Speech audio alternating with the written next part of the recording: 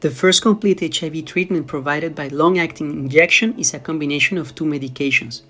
Cabotegravir belongs to the same class of medication, integrase inhibitors, as the widely used HIV medication dolutegravir. The second medication is called rilpivirine and is already used for HIV treatment in tablet form. It is from a class of drugs known as the non-nucleoside reverse transcriptase inhibitors, NNRTIs.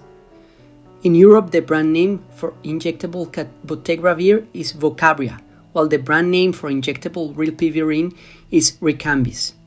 In North America and Australia, the two drugs are packaged together with the brand name of Cabenuva. Their efficacy is comparable. The cabotegravir and rilpivirine injectable regime was approved by drug regulators based on the results of 3 randomized controlled trials. The first study involved people who hadn't taken HIV treatment before. All started with daily pills for around 4.5 months, 20 weeks to be precise. Half then continued with daily pills, while half switched to monthly injections. The second study recruited people who were already taking HIV treatment and had an undetectable viral load. Half continued with their daily pills, while half switched to monthly injections. As a follow-up from the second study, the third study compared injections once a month with injections once every 2 months. Each of the studies assessed the success of treatment in terms of how many people had an undetectable viral load after just under a year.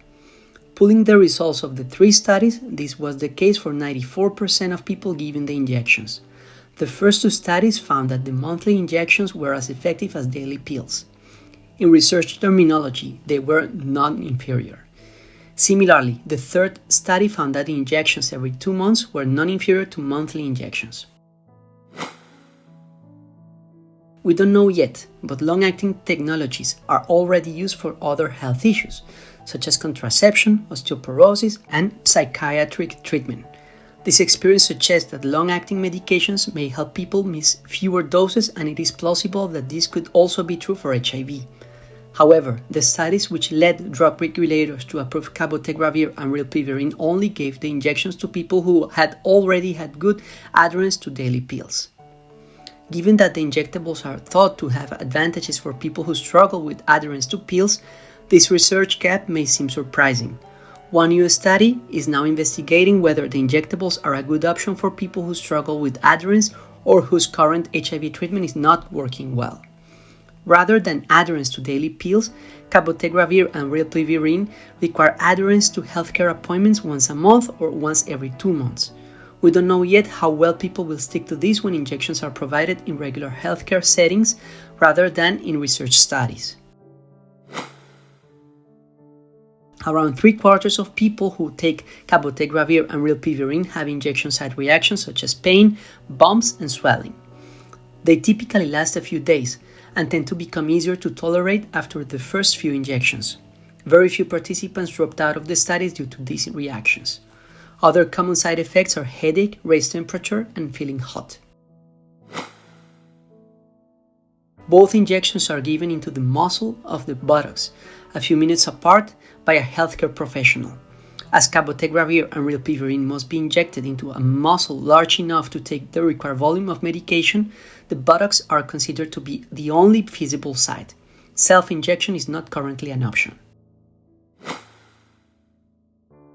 Injectable cabotegravir and rilpivirine can be taken either once a month or every 2 months. When taking standard HIV treatment, you need to take your tablets every 24 hours to have enough levels of the medication in your blood. Injectable cabotegravir and rilpivirine have long half-lives, meaning they can stay in the blood for much longer than the tablets. This makes long-acting treatment possible. Injections every 1 or 2 months are enough to maintain high enough blood levels of the medication to suppress HIV. Your doctor will tell you whether you need to attend each month or every 2 months for your injections. The frequency of injections may depend on your country. For example, the pharmaceutical company has decided that in Europe it will only sell the dosage required for the every 2 months regimen. Depending on whether the injection is every 1 or 2 months, different doses are given.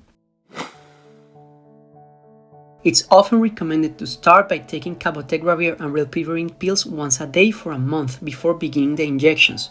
This is known as an oral lead-in. The rationale is to ensure that the medications are well tolerated since the content of an injection cannot be removed if it causes problems. Nonetheless, safety concerns have not emerged from the trial so far, and there are some data suggesting the oral lead-in is not necessary. European regulators have now approved provision without an oral lead-in. The injections do require people to attend injection appointments regularly. Nonetheless, there is a 14-day dosing window. It's okay to have the injection up to 7 days before or up to 7 days after the regular date. Having the injections on time is particularly important for those using the every other month regimen. The once monthly schedule may be more forgiving.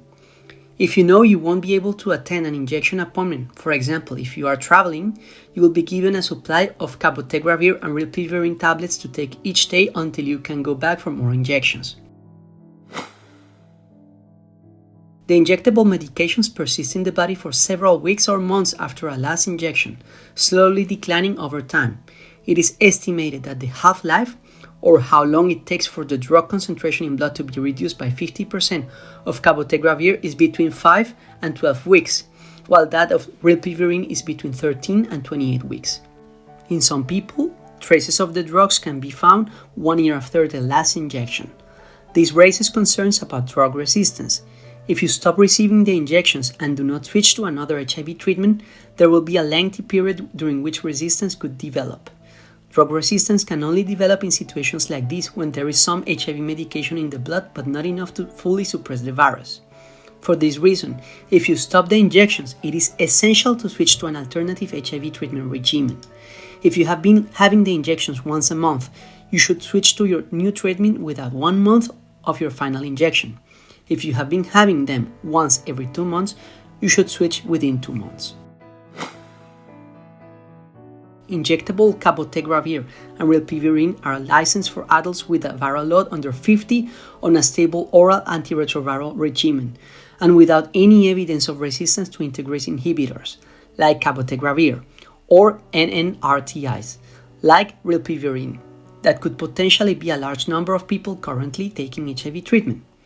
However, they are not currently licensed for people who have difficulties with adherence to daily pills or whose current HIV treatment is not working well. Also, they cannot be used for some starting HIV treatment. If some new to HIV treatment does want to use them, they need to take an oral antiretroviral regimen for a few months first and achieve viral suppression on that before switching to the injections. They are not licensed for children, adolescents, or during pregnancy or breastfeeding, as they have not been studied in these groups. They are not suitable for people who have hepatitis B co-infection, who should take a drug combination that includes medications that are active against both HIV and hepatitis B. If you liked the video, please give it a like, share, subscribe to the channel, and click the notification bell. Please follow me also on Facebook and Instagram. That would help me a lot. Thank you very much and see you next time.